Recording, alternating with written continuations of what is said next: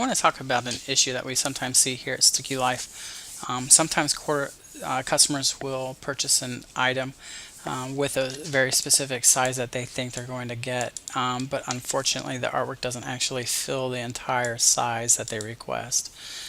In this case, I'm just going to show you a couple different examples. If you do, you're likely to see a warning similar to this. Unfortunately, sometimes you won't always see that warning, and my explanation here will help highlight that. So in this case, the customers set up a 12 by 12 inch size. However, you can see here in the digital proof that the image does not fill the entire 12 by 12 space. Maybe it fills exactly the full 12 inch width, but not the full 12 inch height. So here in the design tool, you can see how this has all been set up. The current size of the dartboard, or the canvas or the design tool, is set up for a 12 inch by 12 inch size, and you can see that with the rulers here at the top and on the left. This lighter grayed out checkered area identifies the active live area for your design. That helps highlight your 12 inch by 12 inch size in this case. You can make those changes here in the product details. You can just see here that it's currently been set up for a 12 by 12. Let's just take a look at the text here. You can see here it's set up for a 3.9 by 12 inch width. So we just go ahead and update that. So what we can do then is we could probably, here, let's just see what the size of this is.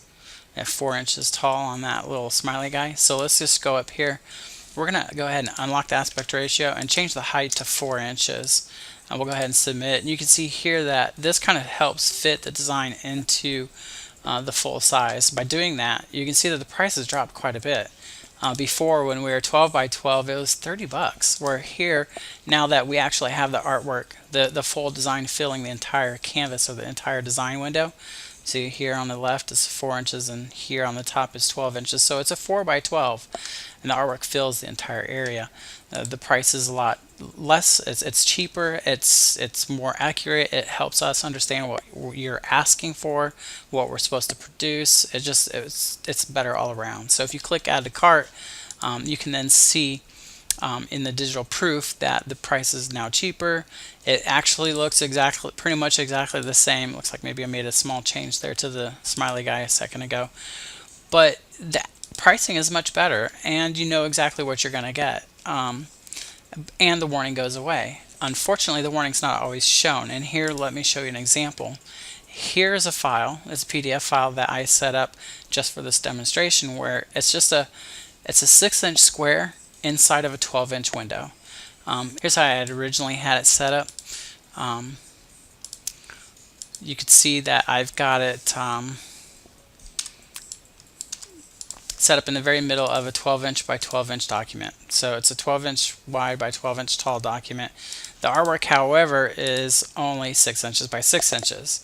So I've got all this extra empty white space, or negative space if you will, on the outside of the artwork. What happens is when I upload that to the design tool at the 12-inch by 12-inch size, the document actually is accurate and is showing that it's 12 inches by 12 inches.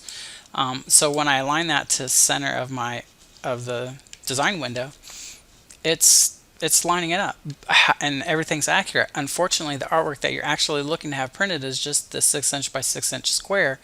So you're being charged as a customer for all this extra empty white space, which is just not necessary. So if I click add to cart, here you're not going to get the warning, whereas before in our other example you did. So with this, you can see that I'm asking for a 12 by 12, but in reality the design itself was only set up for 6-inch by 6-inch.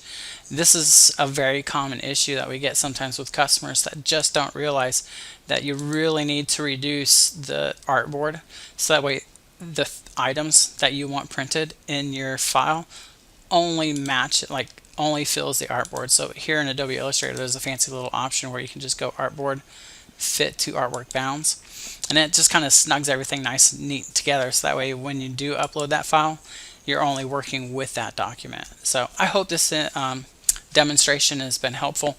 If you have additional questions, by all means please contact us here at StickyLife. We'll be glad to help you out.